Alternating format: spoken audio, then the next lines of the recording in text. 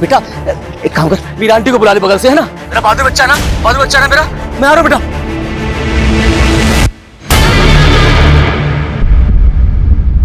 पापा, मेरा आंटी आ गई। हम उनके साथ हॉस्पिटल जा रहे हैं, आप भी सीधा हॉस्पिटल आ जाइएगा। हाँ ठीक है।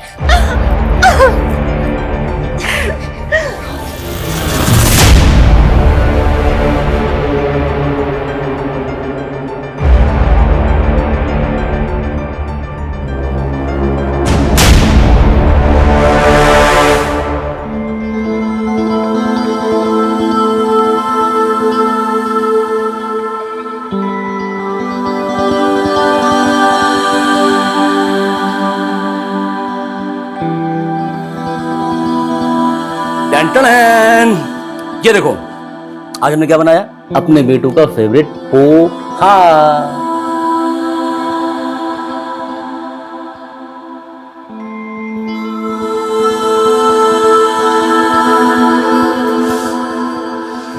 साक्षी बेटा, 2 महीने के बाद स्कूल जा रही है, रो कर ऐसा नहीं करते ना। अच्छा बच्चा ना मेरा।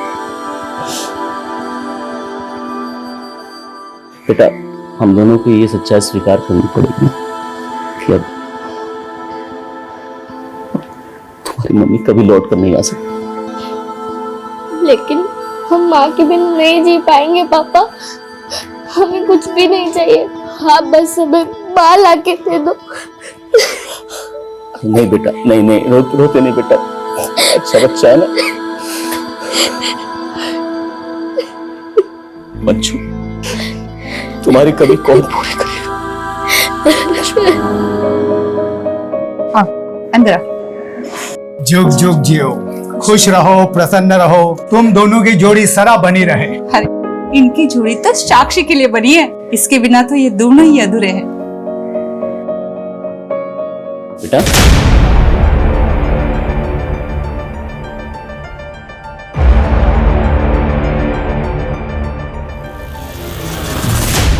वैसे साक्षी, जब हम छोटे थे ना, तो हमारी माँ भी हमें छोड़कर चली गई थी।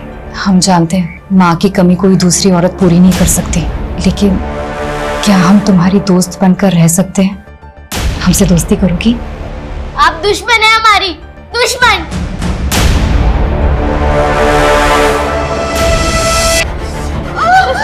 इस वक्त सब ठीक हो जाएगा, इस वक्त वो भी जल्दी आ जाएगी।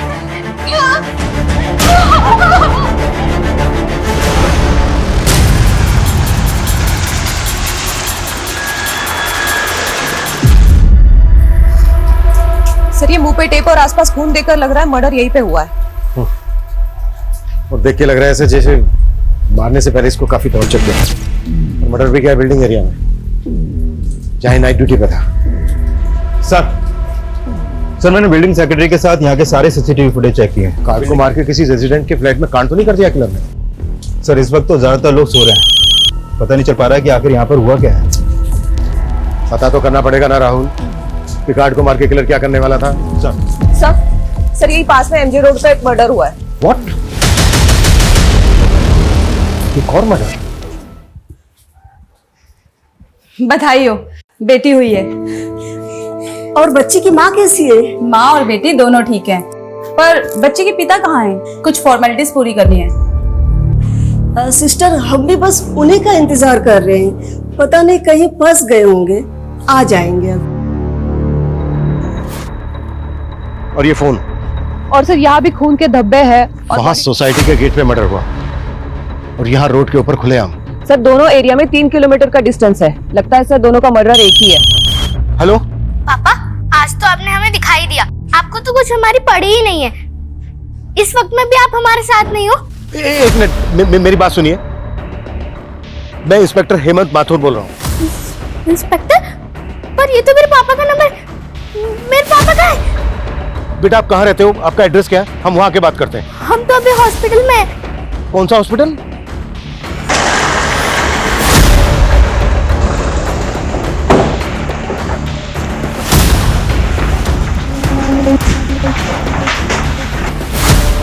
रीना, बेटा मेरी फोन पे तुम्ही से बात हुई थी ना? मेरा नाम साक्षी, रीना मेरी मम्मा है। पर मेरे पापा का क्या हुआ मेरे पापा को? आप कौन? मैं इनकी पड़ोसी हूँ सर, लेकिन हुआ क्या है? आप एक मिनट जरा मेरे साथ आइए। वो विवेक का फोन हमें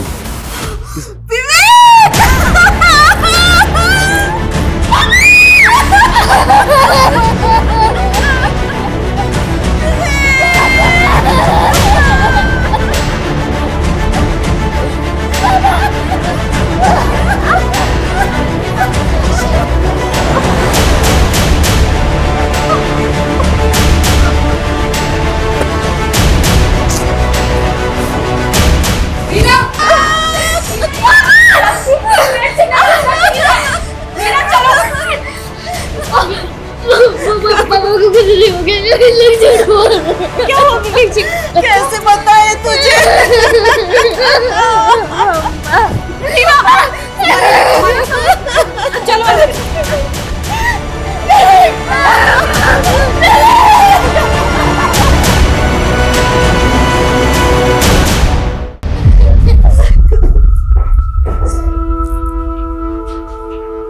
ये सोचकर मेरे रोंगटे खड़े हो गए कि जब एक नवजात बच्ची जन्म ले रही थी, उसी दौरान उसके पिता का बड़ी बेरहमी से कत्ल किया जा रहा था।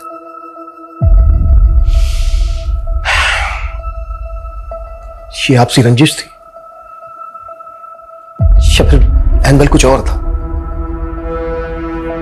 कत्ल सिर्फ विवेक का ही नहीं हुआ था, बल्कि एक बुजुर्ग सिक्योरिटी गार्ड एक ही रात में दो मर्डर्स या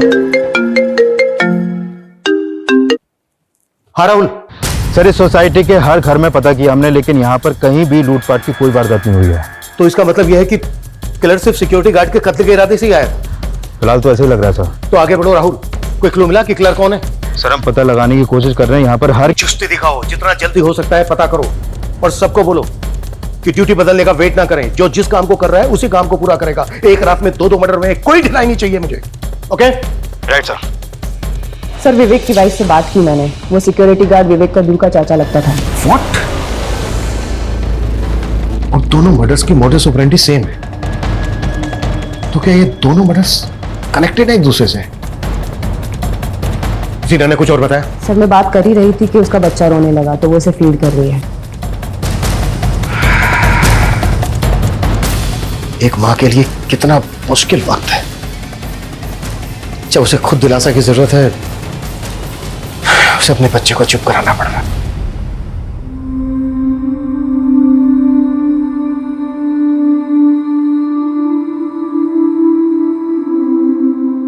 और सर बड़ी बेटी तो यकीन ही नहीं कर पा रही कि अब उसके पापा कभी लौट कर नहीं आएंगे।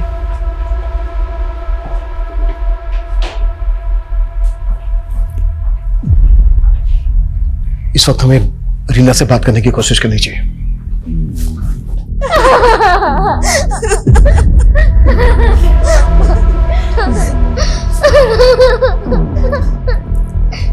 आजो।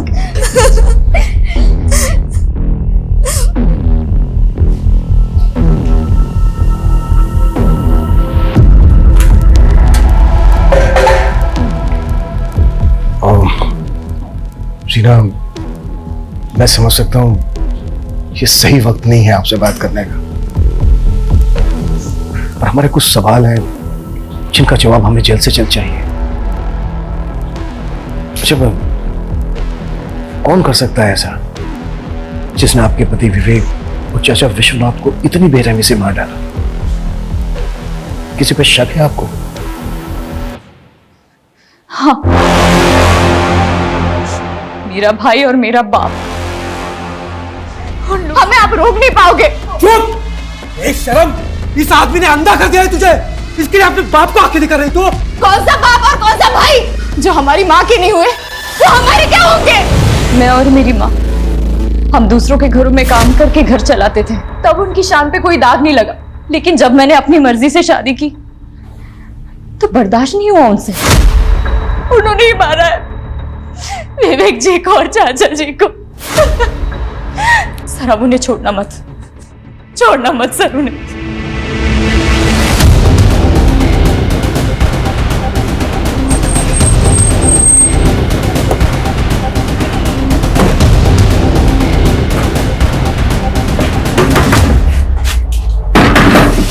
रीना का बाप तू ही है? हाँ, लेकिन अमित का है? क्या कर दिया उसने साहब? क्या कर दिया? देखो रे, अंदर ढूंढो उसको। क्या हो रहा है साहब? सीना के पति और उसके चाचा का मर्डर। अरे क्या बोल रहे हो साहब आप? सर यहाँ कोई नहीं है। कहाँ है अमित? मुझे नहीं मालूम साहब, और अमित ने कुछ नहीं किया साहब। और रीना तो बस हम लोगों को फंसाना चाहती है। वो यही चाहती है कि हम बाप बेटे अंदर जाए। शर्म कर, कुछ शर्म। तेरी बेटी ने एक बच्ची को जन्म दिया है और उसी वक्त तूने उसका सुहाग और उस बच्ची से उसका बाप छीन लिया। आप भाड़ में जाए ऐसी बेटी जो अपने बाप और अपने भाई की नहीं हो सकी, इसे और की क्या होगी? देखे चलो इसको, चलो। अरे क्या कर रहे हो साहब? हमने बोला था अपने पति से कि इन सब पचड़ों में ना पड़े, पर उस विवेक का घर बसाने के चक्कर में उन लोगों से दुश्मनी मोड़ ली। तो आपको भी लगता है कि अमित और उसके बाप ने आपके पति और विवेक को मारा? हाँ, वो लोग कुछ भी कर सकते हैं। लेकिन क्या? कल शाम विश्वनाथ जी जब ड्यूटी पे जा रहे थे। चाचा, हमारे पैसे कुछ सोचे? हमारा पैसा दिलवा दो, वरना तुम्हारे लिए हमसे बुरा कोई होगा नहीं, बता रहे हैं तुम्हें। आराम से घर में बैठ के बात, आराम से बात करें। तो तमाशा क्या है? तो पैसे डुबा दिए, आराम से बात करें। तुम्हारे और उस विवेक के बहकावे में आके पैसे हमने लगाए थे, तुम दोनों की वजह से हमारा पैसा डूबा है और तुम्हें देना पड़ेगा बस। अरे पैसा मेरा और विवेक का भी डूबा है। कौन था वो आदमी, कुछ मालूम है आपको? वो तो मालूम नहीं, लेकिन हमारे पति का भी बहुत पैसा डूबा था इसमें, और वो भी विवेक के कहने पे लगाए थे। विवेक के कहने पे? ये विवेक ने कहाँ पैसा लगवाया था उनसे? अब रीना से ही पूछिए, उसे सब पता होगा।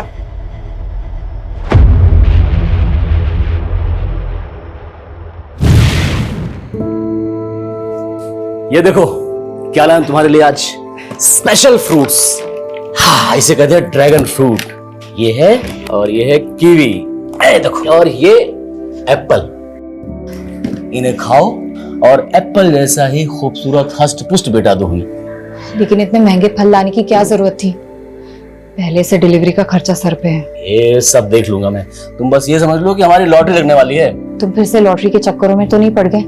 अरे सब कुछ नहीं है। अरे वाह, फ्रूट्स हम माँ के लिए काट देते हैं। अरे वाह, क्या बात है। देखो कितना ख्याल रखती है तुम्हारा। तो मुझे लगा नहीं था कि इतनी जल्दी तुमसे घुल मिल जाएगी।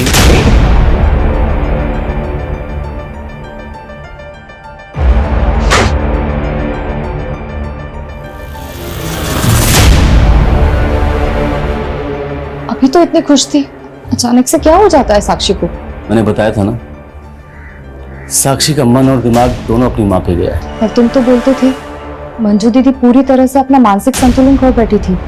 रीना, अब तुम्हें साक्षी को ऐसा माहौल देना है कि वो अपनी माँ को हमेशा के लिए भूल जाए। बेटा, वहां क्यों खड़ी हो? ऐसे क्यों देख रही हो हमें?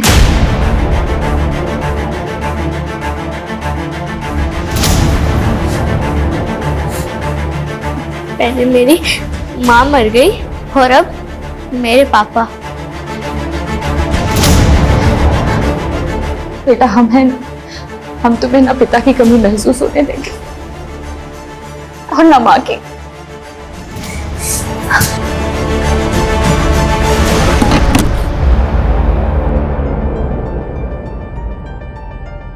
रीना, मैं तुमसे कुछ बात करनी है। चलो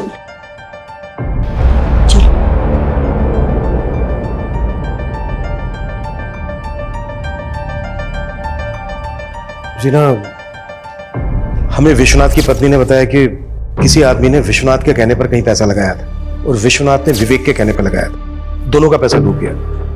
और जिस आदमी ने विश्वनाथ के कहने पर पैसा लगाया था, उसने विश्वनाथ को जान से मारने की धमकी दी थी। कौन आदमी? ये हम पता लगा रहे हैं। विवेक और विश्वनाथ ने कहां पैसा लगाया होगा, कुछ बता सकती हो इस बारे में? सर, मुझे इतना मालूम है कि विवेक जी लॉटरी खेला करते थे। उन्हें किसी संतोषी नाम के आदमी का फोन आता रहता था। जब भी उसका फोन आता था वो बहुत परेशान हो जाते थे सर। ये लो रोटी। साक्षी बेटा ये लो रोटी खा।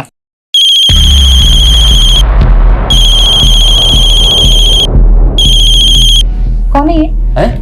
हमने कई बार देखा है, तुम्हें जब भी इसका फोन आता है तुम फोन काट देते हो। एक फ्रेंड का फोन है वो, अरे मैंने उसे पैसे लिए थे ना तो वही वापस करना है, तो बार बार कॉल कर रहा है।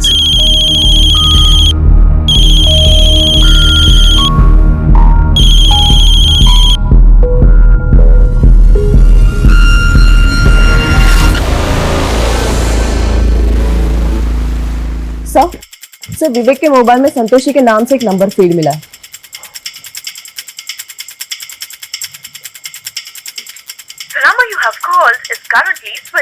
बंद आ रहा है, पता करो ये नंबर किसके नाम पे रजिस्टर्ड।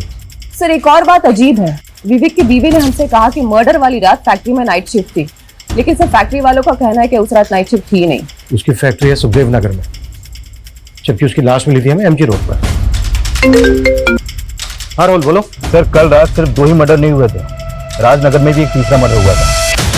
What? तीसरा मर्डर? हाँ सर, राजनगर पुलिस से अभी अपडेट मिली है, मैं उन्हीं से मिलने जा रहा हूँ सर। उनके मुताबिक ये मर्डर कल रात 3 बजे के आसपास हुआ था, और जिसका मर्डर हुआ वो भी एक सिक्योरिटी गार्ड था सर। ये कल रात राजनगर की एक शॉप के बाहर नाइट ड्यूटी पे था। सर इस किलर का फेस कवर है, इसलिए इसका चेहरा ठीक से दिख नहीं पा रहा है। इस सिक्योरिटी गार्ड का नाम मनोज है और ये सिक्योरिटीज का गार्ड था। कौन सी बताई, क्या नाम बताया? सिक्योरिटीज। Right sir. और विश्वनाथ की बीवी ने भी इसे आइडेंटिफाई किया है। सर ये वही आदमी है जिसका कल शाम विश्वनाथ से झगड़ा हुआ था। पिछले 16 घंटों में 3 मर्डर हो चुके हैं, वो भी एक ही तरह की मोडस ऑपरेंडी से। कि किलर हमारे इलाके में 2 मर्डर करके तीसरा मर्डर राजनगर में करने चला गया। ये किसी दूसरे इलाके में भी तो ऐसा कर सकता है, हम इसको बिल्कुल लाइटली नहीं ले सकते। राइट सर, इसलिए सीसीटीवी ग्रैब हमने सभी थाना क्षेत्रों में सर्कुलेट कर दिए। इसका मकसद क्या है? अगर हम विश्वनाथ की वाइफ की बात माने तो विश्वनाथ का इस आदमी से पैसों के लेन देन को लेकर झगड़ा हुआ, और विश्वनाथ से विवेक ने यह पैसा कहीं लगवाया, और एक ही रात में इन तीनों के मर्डर हो जाते हैं।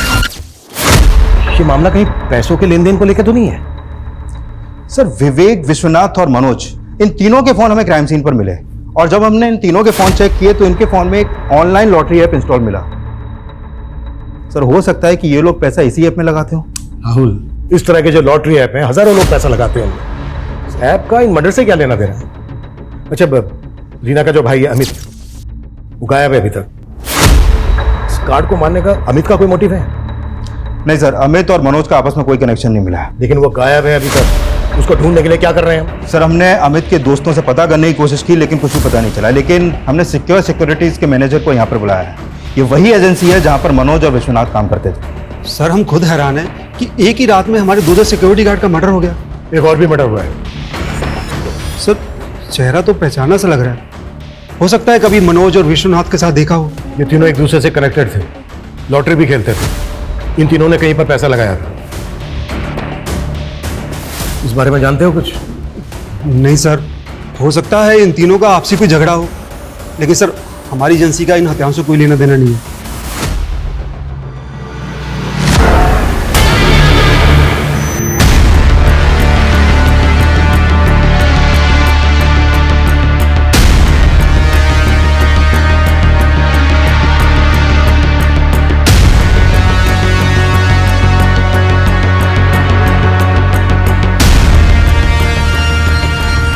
सर ये संतोषी के कॉल डिटेल्स आ गए, लेकिन सर ये आदमी नहीं, ये एक औरत है।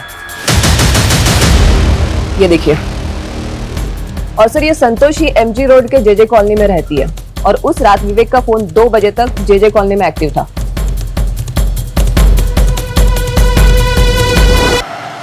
नहीं, विवेक जी हमारे साथ नहीं थे कल। 3 मर्डर हुए। अगर हमसे झूठ बोला, कुछ भी छुपाया, बहुत बुरी तरह से फंसोगे। अब बोलो, क्यों फोन करते थे इतने विवेक को? वो तो मैं बस। हो जा। नहीं मैडम, हमें पता चला है कि तुम उससे पैसे मांगा करती थी। किस बात के पैसे मांगती थी? हमने कोई पैसे नहीं मांगे सर। तो फिर फोन क्यों करती थी उसको इतने? क्या वजह थी? क्या रिश्ता था तुम्हारा उसके साथ? हम पसंद करते थे विवेक जी को। 2 बच्चों के बाप को किस रिश्ते से पसंद करती थी? प्यार करते थे विवेक जी से, और विवेक जी भी हमसे प्यार करते थे। वो तंग आ चुके थे उस रीना से, और उन्हें तो शक था कि वो बच्चा भी उनका नहीं है। रीना से हम तंग आ चुके हैं संतोषी। बात बात पे हमको पीट देती है। और तुम पिट लेते हो? अपनी बच्ची की वजह से सहते हैं उसको, बस उसका मानसिक संतुलन खो चुका है, पूरी तरह से पागल हो गई है वो। हमने तो अपनी बच्ची की वजह से उससे शादी की थी, लेकिन वो ना जाने किसका पाप अपने पेट में लेकर घूम रही थी और हमसे एक बच्ची के बाप से शादी कर हमारी जिंदगी नर्क बना दी। उस रीना ने अपना पाप छुपाने के लिए शादी की थी विवेक जी से। हमें पक्का यकीन है कि उसी ने मरवाया है विवेक जी को। विवेक के साथ 2 सिक्योरिटी गार्ड का भी मर्डर हुआ और उनमें से एक विवेक का चाचा था। विवेक जी ने अपने चाचा को भी सब कुछ बता दिया होगा। लेकिन मर्डर वाली रात विवेक का फोन यहीं पर एक्टिव था और उसकी लाश भी यहाँ से कुछ ही दूर एमजी रोड पर मिली हमें। तुम्हें क्या लगता है तुम्हारी बातों में आ जाएंगे हम मानते हैं विवेक जी यहाँ आए थे कल, लेकिन उस रीना का फोन आया था और फोन आते ही विवेक जी निकल गए थे यहाँ से। मुझे पूरा यकीन है सर, उसी ने ये सब किया है और टाइमिंग भी वो चुनी जब उसका बच्चा पैदा हो रहा था, ताकि वो बच जाए और आप लोग हमें परेशान करें। तो तुम्हारे कहने का मतलब है? क्या हुआ संतोषी? तुम कौन? मैं संतोषी, मेरी बहन है।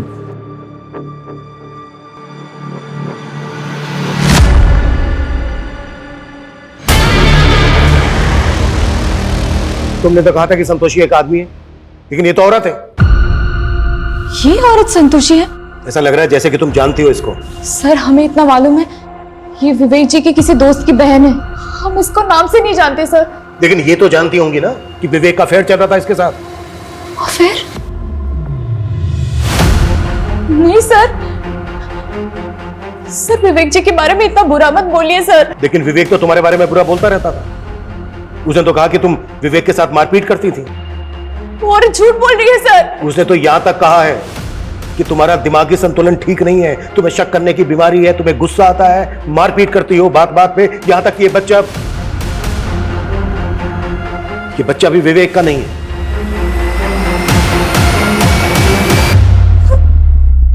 नहीं सर, सर ये झूठ है, सच नहीं है।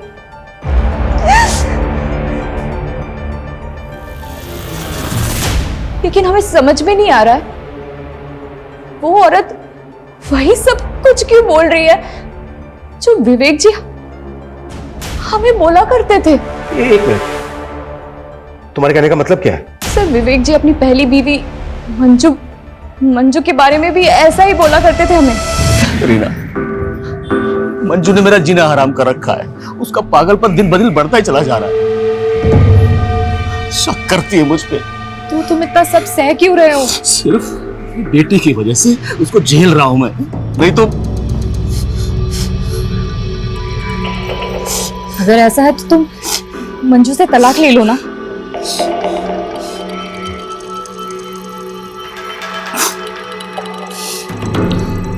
हम यही सोच रहे हैं, जल्दी से जल्दी छुटकारा पाना चाहते हैं उससे, बस। सर तलाक तो नहीं हुआ था उनका, लेकिन अचानक कुछ दिनों बाद उनकी पहली बीवी मंजू की मौत हो गई। फिर हम दोनों ने शादी कर ली थी। मंजू की मौत कैसे हुई थी? सर उसकी दिमागी हालत सही नहीं थी, वो छत से फिसल कर गिर गई थी।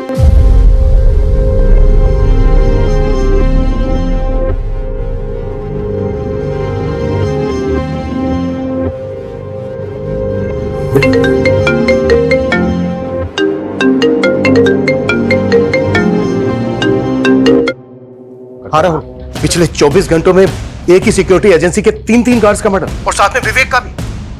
हो क्या रहा है ये कोई सीरियल किलर तो नहीं है जो एक के बाद एक मर्डर्स किए जा रहा है? इससे पहले कि और मर्डर्स करें हमें इसे रोकना होगा। अपना नेटवर्क एक्टिव करो और टीम को बोलो कोई घर नहीं जाएगा, बिल्कुल टाइम नहीं है हमारे पास। साक्षी बेटा, बिल्कुल डरो मत। मैं तुम्हारी पहली मम्मा मंजू के बारे में बात करना चाहती हूँ। नहीं, मेरी मम्मी बहुत अच्छी थी, बहुत अच्छी थी मेरी मम्मी। बहुत अच्छी थी मेरी मम्मी, बहुत अच्छी थी, बहुत अच्छी थी।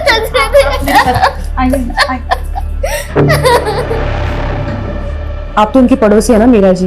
जी मैडम। क्या विवेक की पहली पत्नी का मानसिक संतुलन वाकई में खराब था? हाँ मैडम, देख के तो ऐसा ही लगता था। उसे अपनी सुध भी नहीं थी, शायद इसीलिए टेरेस पे से वो फिसल के गिर गई हो। लेकिन माँ की मौत का बहुत बुरा असर पड़ा साक्षी पर।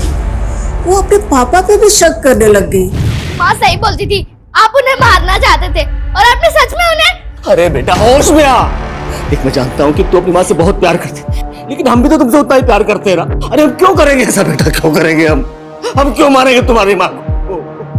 लेकिन मैं जानती हूँ विवेक साक्षी और मंजू दोनों का बहुत ख्याल रखता था। और ये विवेक और रीना का रिश्ता कैसा था? रीना बहुत अच्छी है मैडम, उसने आते ही साक्षी को संभाल लिया और आने वाली बच्ची के लिए भी बहुत खुश थे। उन्हें बेसब्री से इंतजार कर रहे थे।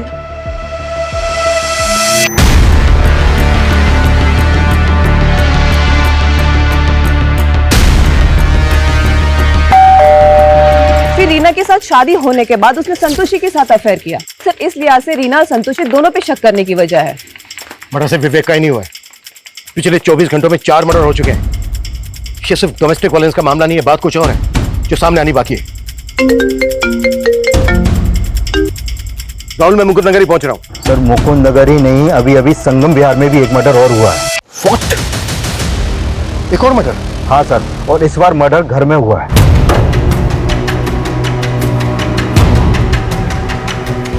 जैन सर, सर जिस आदमी का मर्डर हुआ है उसका नाम विक्रम है, और यहाँ आई विटनेस के मुताबिक उन्होंने घर के पास वैसे ही किसी आदमी को देखा जिसने रेनकोट पहना हुआ था।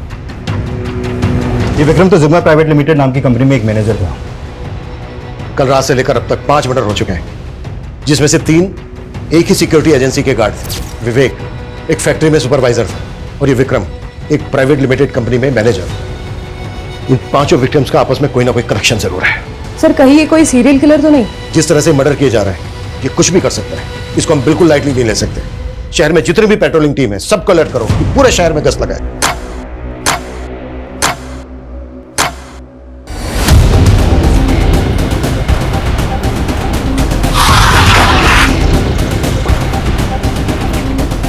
आइए सर, ये देखिए, यहाँ आसपास चेक करो अच्छे से, शायद कुछ मिले। मूव। और यहाँ हर जगह अच्छी से चेक करो, कोई भी जगह छूटनी नहीं चाहिए। मूव। सर तो कल रात उसने 2 लोगों को टारगेट किया है। अभी तक दोनों की पहचान पता नहीं चली है सर, लेकिन उनमें से एक आदमी जिंदा है, बहुत बुरी तरह घायल है, इसलिए हॉस्पिटल भिजवा दिया उसे। पिछले 36 घंटों में 6 लोगों को मार चुका है वो, और 7वां मरने के कगार पे। कुछ नहीं कर पा रहे हैं हम, कुछ नहीं। उस आदमी का बचना बहुत जरूरी है, शायद उससे हमें कोई क्लू मिल सके कि वो क्यों कर रहा है ऐसा और कौन है। और वे दोनों विक्टिम है, उनकी फोटो भेजो मुझे क्विक। सर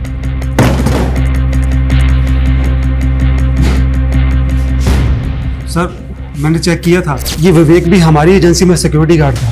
तो ये बात तुमने हमसे पहले क्यों नहीं बताई? सर मैंने अभी चेक किया तो मुझे पता चला, लेकिन 1 साल पहले इसे दूसरी जगह नौकरी मिल गई थी तो हमारी एजेंसी में काम करना बंद कर दिया था इसे। Sigma company? नहीं सर, मुझे इसके बारे में कुछ नहीं पता, और सर मैं किसी विक्रम सिंह को भी नहीं जानता। एक और मर्डर हुआ है, छठा। ये इसको भी जान से मारने की कोशिश की गई है। कौन है ये, जानते हो इनको?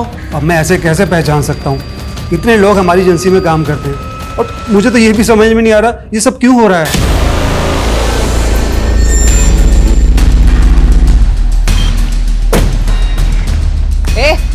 उठाओ इसको, उठाओ, चेक करो इसको।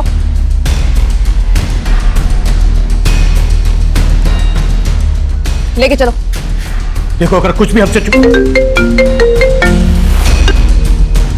हाँ पूजा। सर रीना के भाई अमित को हमने पकड़ लिया है, और सर ड्रग्स मिले उसके पास। फोन क्यों बंद किया था तुमने? फोन क्यों बंद किया?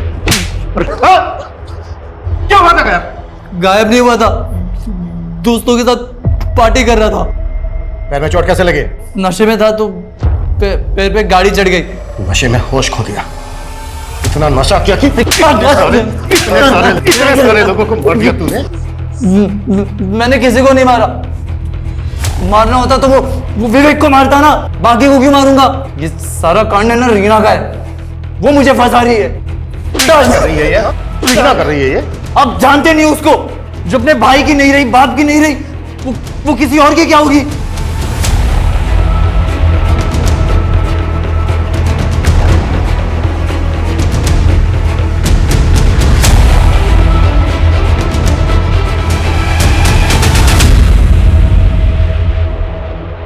ऐसे क्यों देख रही हो?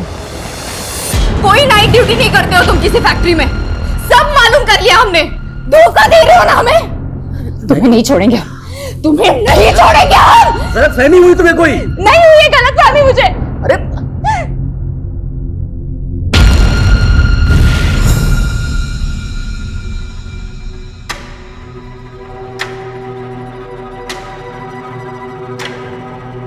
क्या तुमने सच में हमारे पापा को? ये क्या बोल रही है साक्षी?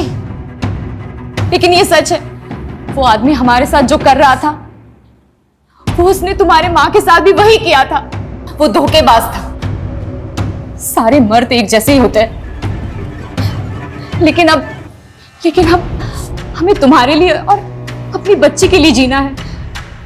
हम एक नई जिंदगी शुरू करेंगे साक्षी, एक नई जिंदगी शुरू करेंगे हम।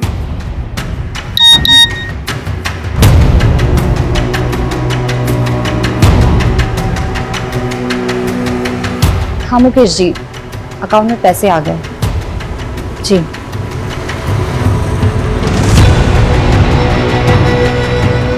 साक्षी, हॉस्पिटल का बिल चुकाना है ना, तो इसीलिए पैसे मंगवाए थे। पर ये मुकेश है कौन जिसने आपको पैसे भेजे? आप हमें बना रही हो ना? नहीं साक्षी, तुम हम पे शक कर रही हो। फिर ये मुकेश है कौन? हम नहीं जानते सर वो कौन था। वो अचानक से आया और उसने हमारे सर पे वार कर दिया सर।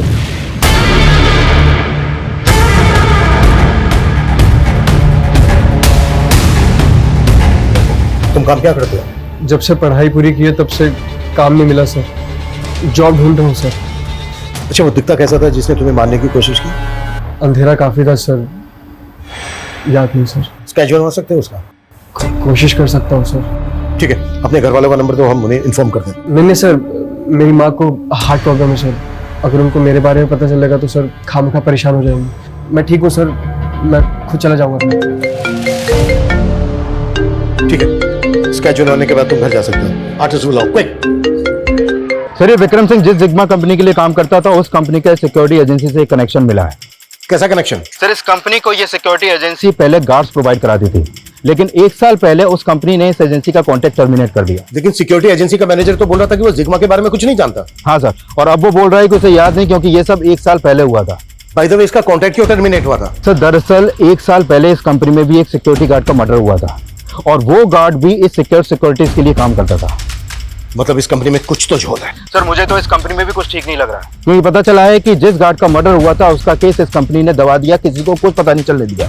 अच्छा, 1 साल पहले जिस गार्ड का मर्डर हुआ था, कौन था वो?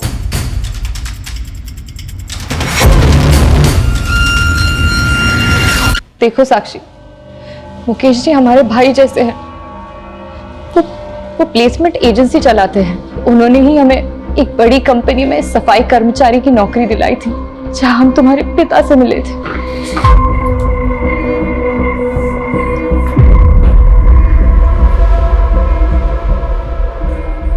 चलो बेटा, रीना, तुम इतना कुछ जानते थे रीना, लेकिन तुमने हमसे अब कुछ बताया क्यों नहीं? सर, आप क्या बोल रहे हो? अभी तक हमें ठीक से ये पता नहीं चला है कि विवेक और संतोषी का अफेयर चल रहा था। तुम इस बारे में जानते थे या नहीं जानते थे? लेकिन विवेक एक सिक्योरिटी गार्ड था, ये तुम अच्छी तरह से जानते थे, क्योंकि वो उसी कंपनी में सिक्योरिटी गार्ड था, जिग्मा में, जहां पर तुम सफाई कर्मचारी थे। तुम उन सभी गार्ड्स को जानते थे जिनके एक के बाद एक मर्डर्स हुए हैं, क्योंकि वो उसी कंपनी के गार्ड थे। क्यों छुपाया हमसे? क्यों नहीं बताया? सर, आपने जो कुछ भी पूछा मैंने बता दिया, लेकिन इस सिग्मा कंपनी के बारे में आप क्या बोल रहे हो? 1 साल पहले ये सुबोध नाम के गार्ड का भी मर्डर हुआ था, ये भी उसी कंपनी में था, और इसके मर्डर के बाद तुम्हें और बाकी के गार्ड्स को नौकरी से निकाल दिया गया था। क्यों?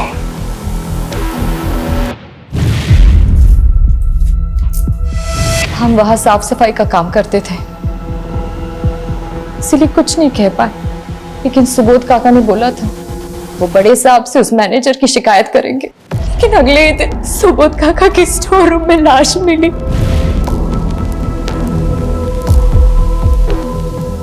उसके बाद उस मैनेजर ने सारा केस दबा दिया। उसने हमें और सारे गार्ड्स को नौकरी से निकलवा दिया था। उसके बाद कई महीनों तक हमें काम ही नहीं मिला।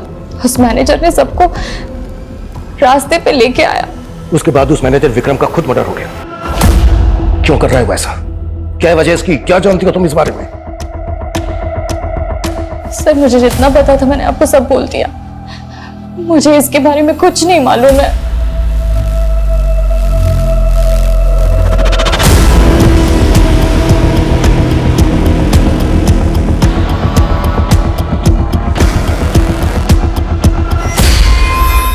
सर सुबोध के अलावा ये सभी गार्ड उस कंपनी में 1 साल पहले काम करते थे। और ये छड़ा विक्टिम विनोद, इसकी लाश रमेश के साथ। सर उस रमेश नाम के लड़के ने ये स्केच बनवाया।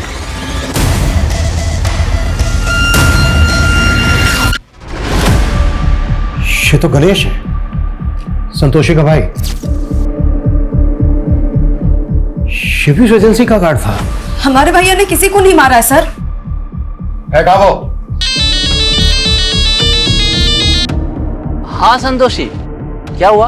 भैया कहाँ है आप अभी? अरे मैं बस स्टैंड पे जा रहा था और ड्यूटी जाने के लिए। भैया भैया गणेश भैया।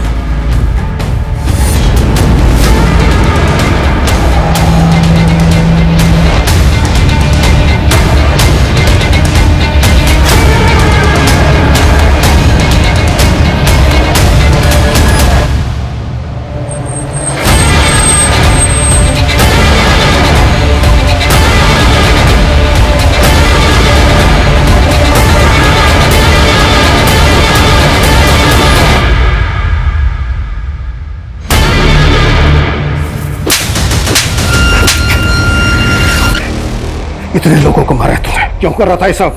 क्यों?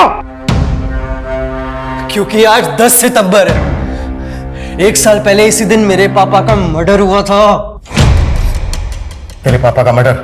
सुबोध सिंह, उस जिग्मा कंपनी में उनका मर्डर हुआ था। उनके साथ किसी भी काम करने वाले ने उस मैनेजर के खिलाफ मुंह नहीं खोला। इसीलिए मैंने सोच लिया कि आने वाले 48 घंटों के अंदर मेरे पापा की डेथ एनिवर्सरी के दिन मैं उस सबसे बदला लूंगा। विनोद को तू नहीं मारा, फिर उसकी लाश के पास तू मैं बेहोश कैसे मिला? वो विनोद ज्यादा ताकतवर निकला। उस कमीने ने मेरा ही सर खोल दिया। जब आप लोगों ने मेरी जान बचा ली तो मुझे समझ नहीं आया कि मैं क्या करूं। मेरा अगला टारगेट वो गणेश था। सोचा उसका स्केच बनवा दूंगा, फिर उसको मारकर गाड़ दूंगा और आप लोग उसे किलर समझकर ढूंढते रहेंगे। इसकी चीखें मुझे मेरे केबिन में सुनाई देनी चाहिए। सही इंसाफ ना मिलने के कई कारण हो सकते हैं। लोगों की चुप्पी, शातिर मैनिपुलेशन, कमजोर इन्वेस्टिगेशन। लेकिन एक नाइंसाफी का परिणाम कितना घातक हो सकता है, ये पिछले 48 घंटों में हुई वारदातों पे हम जरूर लगा सकते हैं। माना 1 साल पहले security guard Subodh murder case कई रहस्यमयी सवालों के साथ अनसुलझा रह गया था, लेकिन इंसाफ के लिए लड़ाई आवाज उठाकर लड़ी जा सकती है, हथियार उठाकर कभी नहीं। लोगों का खून बहाना एक बुज़दिली है जिसे रमेश जैसे लोग हिम्मत समझ लेते हैं। हमें समाज से ऐसी मानसिकता को हटाना होगा जो अपराध और अपराधी को जन्म देती है। जय हिंद। क्राइम पेट्रोल के ऐसे ही मजेदार एपिसोड्स देखने के लिए हमारे चैनल को सब्सक्राइब करें